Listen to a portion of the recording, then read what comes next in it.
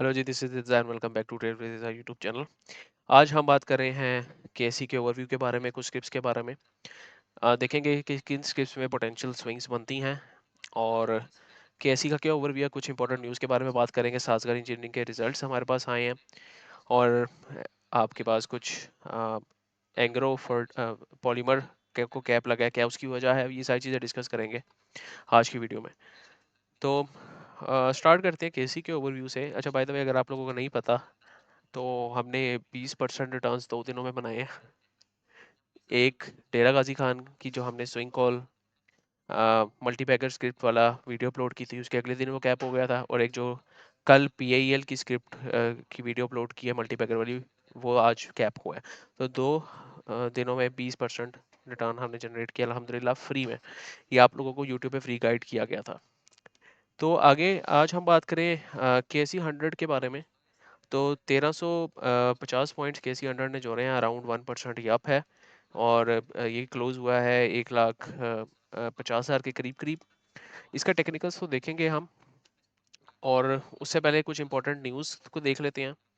अच्छा जी, important news हमारे पास कुछ है कि floods likely to pull Pakistan GDP growth down, जो कि मुझे एक सही खबर लगती है कि आपका जो भी जो फ्लड आया है रूरल रूरल इलाकों में या अर्बन इलाकों में, तो वो आपकी जीडीपी की ग्रोथ को डाउन कर सकता है। ज़ाहिर सी बात है, आपका जो एलोकेटेड फंड्स थे वो थोड़े डिस्टर्ब हो जाएंगे और आपके पैसे अब सब्सिडीज़ में लगेंगे और इस तरह आपके पैसे यहाँ पे लगेंगे। यहाँ पर इन्होंने कहा था कि हमने फोरकास्ट किया था कि 3.6% जीडीपी ग्रोथ होनी चाहिए, लेकिन अब वो हो सकता है कि वो प्लंज करे बिटवीन 0 to 1% के दरमियान, जो कि एक सही बात भी लगती है। जाहिर सी बात है, आपके अगर मुल्क में कुछ सफ़र कर रहे हैं लोग, तो उनको सब्सिडीज़ देना ज़्यादा इंपॉर्टेंट है रादर देन आपकी इकोनॉमी को ग्रो करना।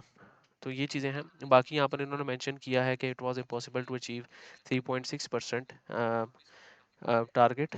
हालांकि जहाँ पे अगर आप देखें तो जो आपका मेजर सेक्टर जीडीपी में कंट्रीब्यूट कर रहा होता है, आपका one of the major sector fertiliser वगैरह से रिलेटेड कर रहा होता है, क्रॉप्स वगैरह से कर रहा होता है, तो वो आपका इफेक्ट हुआ है फ्लड्स की वजह से। और 2022-23 में भी ग्रोथ निगलिजिबल थी, और यही सिनेरियो आपका 2025 में भी देखने को मिल सकता है। तो बिल्कुल ठीक बात है। आगे हम डिस्कस करेंगे कि ये फ्लड की वजह से फ़ायदा किस कंपनीज को हो सकता है। खैर, अभी डिस्कस कर लेते हैं। फ्लड की वजह से फ़ायदा हो सकता है सीमेंट कंपनीज को। जितना भी इंफ्रास्ट्रक्चर तबाह हुआ है, जो आपकी सीमेंट कंपनीज हैं, वहाँ उनकी परचेज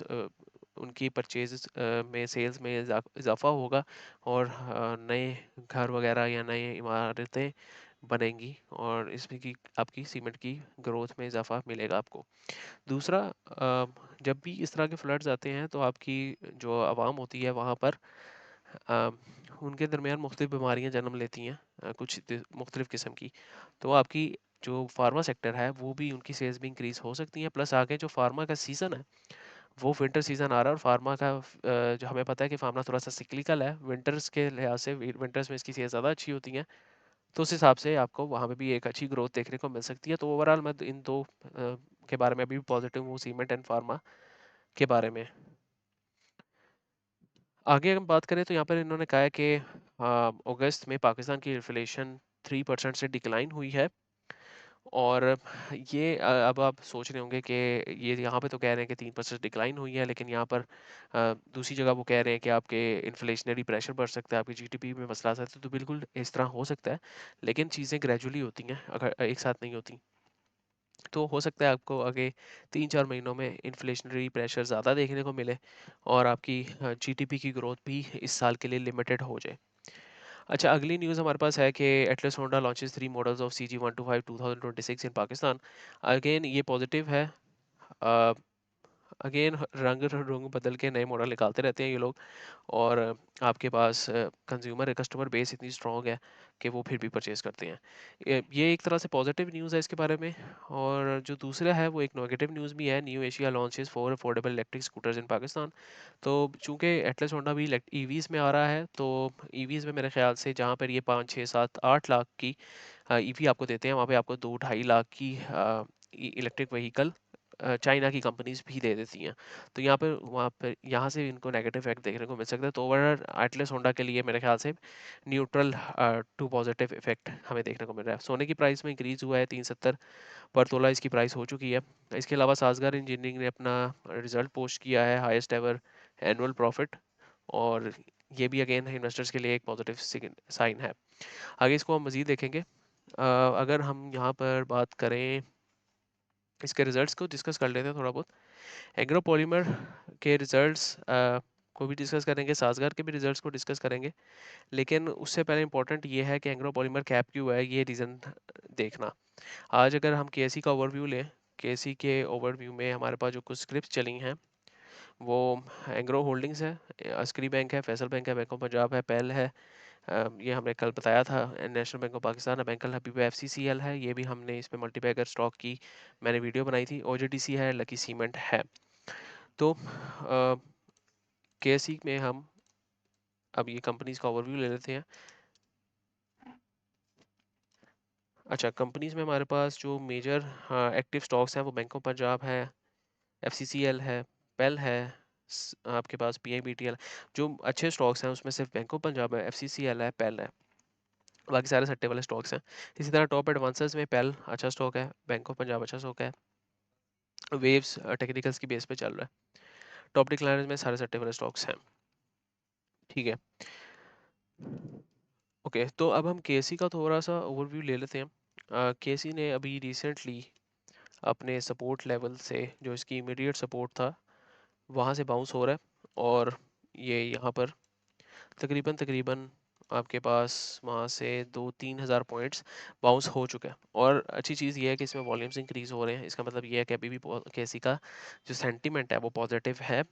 जो इजी टारगेट्स आगे केसी के समझ में आते हैं वो इस प्राइस से कम 1,000 पॉइंट्स मजीद इजी टारगेट समझ में आते हैं, कि आपको 1,000 पॉइंट्स की मजीद रैली देखने को मिल सकती है।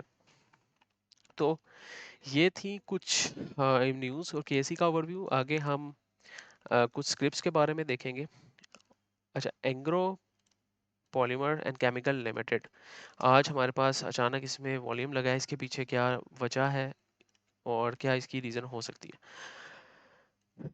अच्छा देखिए, इसके पीछे वजह तो कोई भी नहीं है, ना इनका कोई अनाउंसमेंट हुई है, कोई रिजल्ट की अनाउंसमेंट हुई है, ना कोई इनकी सिंपल इसके मैं पिछले रिजल्ट्स देख रहा था उसमें भी कोई इनकी इम्प्रूवमेंट नहीं देखने को मिली। हाँ, अगस्त 29 2025 को जो कि रिसेंटली 2-3 दिन पहले इनके रिजल्ट पब्लिश हुए हैं। ट्रांसमिशन रिपोर्ट इनकी देख रहा था और फाइनेंशियल रिपोर्ट देख रहा था, उसमें भी कोई चीज़ें क्लियर नहीं है हमारे पास। इनकी अर्निंग्स नेगेटिव आई हैं, इनकी सेल्स टॉप लाइन्स हालांकि इंक्रीज़ हुई हैं, लेकिन इनकी कॉस्ट जो है वो डिक्रीज़ हुई है। इसके बारे में मैंने डिटेल वीडियो बनाई थी पीसीएल इज डेट वाली वीडियो में, जिसमें मैंने बताया था कि पीवीसी के जितने भी रॉ मटेरियल्स यूज़ होते हैं वो इंपोर्ट होते हैं, और इनकी प्राइसेस आपकी जो है बाहर की जो ओवरऑल इंटरनेशनल प्राइसेस चल रही होती हैं उसके मुताबिक जो है डिपेंड कर रही होती हैं।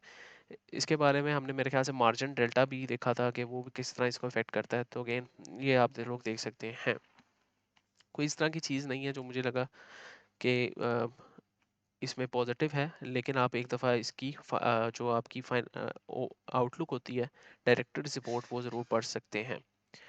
ओके, तो अभी हम साजगार के रिजल्ट्स के बारे में भी डिस्कस कर लेते हैं। साजगार के रिजल्ट्स भी हमारे पास अच्छे आए हैं, और हाईएस्ट एवर इसने प्रॉफिट जो है अनाउंस किया है, लेकिन इसकी स्टॉक प्राइस गिर गई है, क्योंकि ये ना फॉरवर्ड लुकिंग होती है मार्केट, ये सारी चीज़ें पहले ही एब्जॉर्ब कर लेती है। अच्छा, इन्होंने 20 रुपये का डिविडेंड अनाउंस किया है पर शेयर। पहले इन्होंने 32 रुपये का किया था। डिविडेंड देने वाला शेयर नहीं है, ग्रोथ वाला शेयर है, ये हमें पता होना चाहिए। स्टेटमेंट ऑफ फाइनेंशियल पोजीशन अगर देखें यहाँ पर, इसकी टॉप लाइंस, यहाँ पर इनकी करंट लाइबिलिटीज़ की बात करें, इनकी नॉन करंट लाइबिलिटीज़ भी बढ़ी हैं, और इनकी जो करंट लाइबिलिटीज़ हैं वो तकरीबन सेम है। और इसके मुकाबले अगर हम एसेट्स को देखें तो एसेट्स सिग्निफिकेंटली ज़्यादा हैं, बहुत ज़्यादा। तो इस मतलब इसके पास लिक्विडिटी का इतना इशू नहीं है। आगे सेल्स की बात कर लें, टॉप लाइन इनकी तकरीबन 2x हुई है, जो कि एक बहुत मैसिव इंक्रीज़ है और ये बहुत पॉजिटिव इंक्रीज़ है। इसकी सेल्स 2x हुई है, जिसकी वजह से ग्रॉस मार्जिन, इसका ग्रॉस प्रॉफिट ज़्यादा है, ग्रॉस मार्जिन इनके ज़्यादा आए हैं। अगेन इसकी फिर ऑपरेटिंग प्रॉफिट ज़्यादा आया है, और एट द एंड इनकी ईपीएस में डबल 2x इंक्रीज देखने को मिला है। तो ये एक पॉजिटिव चीज़ है अगेन शेयर होल्डर्स के लिए। ओवरऑल इसका रिजल्ट पॉजिटिव है। आप इसको आगे हम इसके जोन्स आइडेंटिफाई करेंगे जहाँ पर हम इसको एक्यूमुलेट कर सकते हैं। तो साजगर की बात हो रही है तो साजगर से ही स्टार्ट ले लेते हैं। अच्छा, ईपीसीएल कोशिश करें कि जब ये आपके पास 34.4 को क्रॉस करे तो ही इसमें कोई एंट्री लेने की कोशिश करें, क्योंकि ये एल्स एक डाउन ट्रेंड में चल रहा है और ये यहीं से रिवर्स बैक भी हो सकता है। तो इसमें ज़रा मोहतात रहने की ज़रूरत है।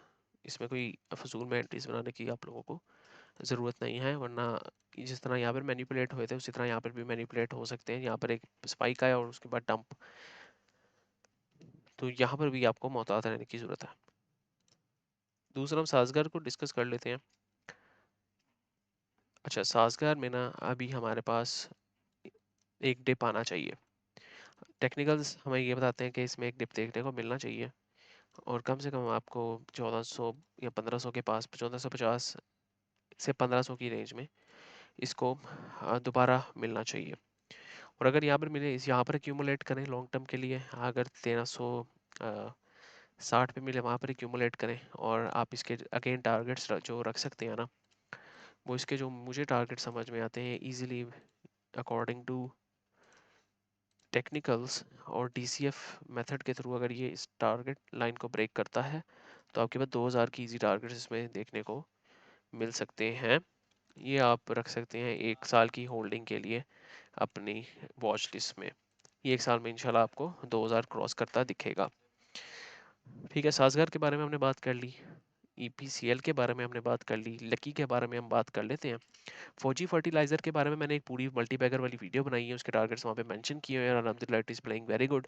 जितनी भी मल्टीबैगर वाली वीडियोस बनाई हैं एफसीसीएल के बारे में हो या पीएईएल के बारे में हो या फिर डीजीकेसी के बारे में हो, सारी स्क्रिप्ट्स बहुत अच्छा परफॉर्म कर रही हैं। तो इसको आप टारगेट्स देख सकते हैं। हाँ, पहले एक दो टारगेट्स तो अचीव हो चुके हैं इसमें। अच्छा, लकी सीमेंट और बैंक ऑफ पंजाब भी देख लेते हैं। लकी सीमेंट अगेन अपने अप ट्रेंड में जारी है। जो इसका नेक्स्ट टारगेट हमें देखने को मिल सकता है ना, हो सकता है कि यहाँ से आपके पास एक काइंड ऑफ इसने हल्का सा बुल फ्लैग पैटर्न बनाया हुआ है। आपके पास शॉर्ट टर्म में जो टारगेट्स देखने को मिल सकते हैं वो 466 के देखने को मिल सकते हैं, जो कि करंट प्राइस से तकरीबन 3-4% अप के टारगेट्स हैं। तो बुल फ्लैग टाइप पैटर्न बनाया था, उसका ब्रेकआउट दे चुका है और ये आपके पास वॉल्यूम भी अच्छे लग रहे हैं। आपके टारगेट्स 466 के टारगेट्स ईजिली बनते दिखते हैं। अगर ये बाय ऑन डिप्स वाली स्ट्रेटजी पे होगा और इसको आप जब भी डिप्स में मिले आप इसको बाय करें, टारगेट 466 के रखें इसमें। नेक्स्ट हम पीएल के बारे में डिस्कस कर चुके हैं, बैंक ऑफ पंजाब के बारे में डिस्कस करते हैं। एक्स अस्करी बैंक हमारे पास इसलिए चल रहा है क्योंकि इसके बारे में और जो फॉडी फर्टिलाइज़र के बारे में आपके पास न्यूज़ आ रही है कि ये आपके पास हो सकता है ये शरिया दोनों हो जाए कंप्लाइंट। अच्छा, अस्करी बैंक के बारे में हम देख चुके हैं, बैंक ऑफ पंजाब के बारे में भी डिस्कस कर लेते हैं। अच्छा, बैंक ऑफ पंजाब ने आज गैप अप ओपन दिया, गैप लगा दिया और मेरे ख्याल से जो इसके टारगेट्स बनते हैं, अगर मैं सिंपल पास डाटा को देखकर इसके टारगेट्स मार्क करने की कोशिश करूं तो इजी टारगेट्स ये आपके बन सकते हैं 18.5 के।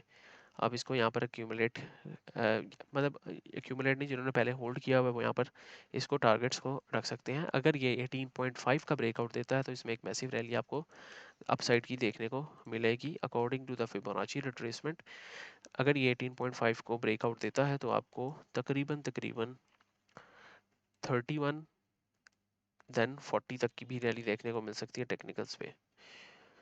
और जो इनिशियल टारगेट ब्रेकआउट के बाद होगा वो 0.236 की रिट्रेसमेंट का होगा, जो 21.52 का बनता है। अब यहाँ से कैलकुलेट करें तो इसमें अपसाइड के चांस हैं ब्रेकआउट के बाद 30% तक के। इसको ज़रूर आप देखें।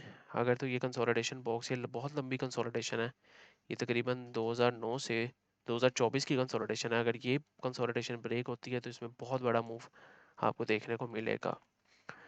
ये चीज़ है। हाँ, बैंक ऑफ पंजाब को भी डिस्कस कर लिया। मैं सिर्फ एक और स्क्रिप्ट लूँगा, वीडियो को ज़्यादा लंबा नहीं करूँगा। अगर आपको लंबी वीडियो से मसला नहीं है तो कमेंट्स में ज़रूर बताएं। अच्छा, एंग्रो होल्डिंग्स के बारे में भी काफ़ी ज़्यादा लोग परेशान थे, इसके रिजल्ट्स कैसे आए हैं। तो इनके रिजल्ट्स हमारे पास ईपीएस मैसिव इंक्रीज देखने को मिला है, लेकिन वो सिर्फ वन टाइम इंक्रीज है। मेरे ख्याल से इस ईपीएस को अगर पिछले साल से कंपेयर किया जाए तो ये एक अच्छा कंपैरिजन नहीं होगा, क्योंकि इन्होंने जो अपने थर्मल एसेट्स हैं उसको रीडिक्लेयर किया है, उसको री इवेलुएट किया है, उसको उस हिसाब से इन्होंने डाला है दोबारा अपनी एसेट्स में, अपनी इनकम में। तो इसकी वजह से इसकी ईपीएस में इंक्रीज देखने को मिला। जो इसके अगले रिजल्ट्स आएंगे वो एक्चुअली इसकी एक्चुअल वैल्यू या आपको वहाँ पे देखने को मिलेगा इसकी एक्चुअल वर्थ। अच्छा, एंग्रो होल्डिंग्स में मज़ीद अगर हम बात करें ना, तो जो जिन्होंने उठाया हुआ है वो बस इसको इसके स्टॉप लॉस के साथ होल्ड करें, 206.76 के स्टॉप लॉस के साथ होल्ड करें। मेरे ख्याल से यहाँ पर वॉल्यूम्स बहुत निगलिजिबल हो गए हैं, यहाँ पर इसको कंसोलिडेशन में चला जाना चाहिए, यहाँ पर इसको डिक्लाइन देखना चाहिए। अपसाइड का पोटेंशियल मुझे इतना कोई खास इसमें नज़र नहीं आ रहा अभी फ़िलहाल। अब अगर ये आप लोगों को 224 के ऊपर ब्रेकआउट देता दिखे तो आप इसके नेक्स्ट टारगेट जो है वो 234 तक के रख सकते हैं। लेकिन अभी फिलहाल कोई एंट्री इसमें बन नहीं सकती, बाय स्टॉप लगा के रख सकते हैं आप इसे 224.17 का। ठीक है, तो ये कुछ स्क्रिप्ट्स थी, मेरे ख्याल से इतना काफ़ी है आज के लिए। नेक्स्ट टाइम के लिए भाई को इजाज़त दीजिए, तो हमें याद रखें। अगर आप फ्री ग्रुप ज्वाइन करना चाहते हैं, डिस्क्रिप्शन में फ्री ग्रुप का लिंक मौजूद है। उसमें कॉल्स नहीं दी जाती, सिर्फ डिस्कशन की जाती है, वो ज्वाइन कर सकते हैं। अगर आप मेरे से कांटेक्ट करना चाहते हैं तो ये मेरा नंबर है, आप यहाँ पर कांटेक्ट कर सकते हैं। इसके अलावा हमारे पास जो PSX प्रीमियम ग्रुप है उसमें ऑलरेडी हमारे पास 70 प्लस मेंबर्स मौजूद हैं। आप वहाँ पर भी हम हमारे साथ कांटेक्ट करके हमारे साथ पैसे बना सकते हैं। और ये उन लोगों के लिए है जो स्विंग करते हैं, जो जॉब वाले लोग हैं, जो अपने साथ साथ रोज़ PSX मार्केट को नहीं दे सकते, वो पीस ऑफ माइंड के साथ स्विंग ट्रेडिंग करना चाहते हैं, ये उनके लिए ग्रुप है। इंट्राडे वाले ट्रेडर्स ना आए तो उनके लिए बेहतर होगा। इसके अलावा हम इसमें जो है फंडामेंटल पिक्स अपनी बताते हैं, दैन हमारे पास अपने पास टेक्निकल पिक्स बताते हैं जिसमें मल्टी बैगर स्टॉक्स होते हैं। अभी रिसेंटली एक मल्टी बैगर स्टॉक मैंने प्रीमियम में दिया है। इसके अलावा आपके पास इसमें अगेन स्विंग कॉल्स तो होती ही हैं, आपके पास इसमें क्रिप्टो कॉल्स भी होती हैं, आपके पास मंथली मीटिंग्स होती हैं मेरे साथ पूरी कम्युनिटी की। दैन हमारे पास इसमें पोर्टफोलियो रिव्यूज़ भी अप टू सम एक्सटेंट आ जाते हैं। आपको गाइड किया जाता है कि आप इसमें किस तरह अपने पोर्टफोलियो को मैनेज कर सकते हैं। तो ये सारी चीज़ें आपको मिनिमल से रेट में मिलती हैं प्लान में, इसलिए हमारे पास 70 प्लस मेंबर्स मौजूद हैं। और रिटेन की हुई है हमने ऑडियंस 05430096 पे कॉन्टैक्ट करके मेरे से आप प्रीमियम के बारे में डिटेल्स ले सकते हैं। टेस्टिमोनियल्स भी हमारे पास मौजूद है, हम वो भी शेयर कर सकते हैं आप लोगों को। नेक्स्ट टाइम के लिए भाई को इजाज़त दीजिए, दुआ में याद रखें। अगर इसी तरह की वीडियोस चाहिए तो कमेंट्स में ज़रूर मेंशन कीजिएगा। अपने बहुत सारा ख्याल रखें, अपने इस चैनल का ख्याल रखें। अल्लाह हाफिज़।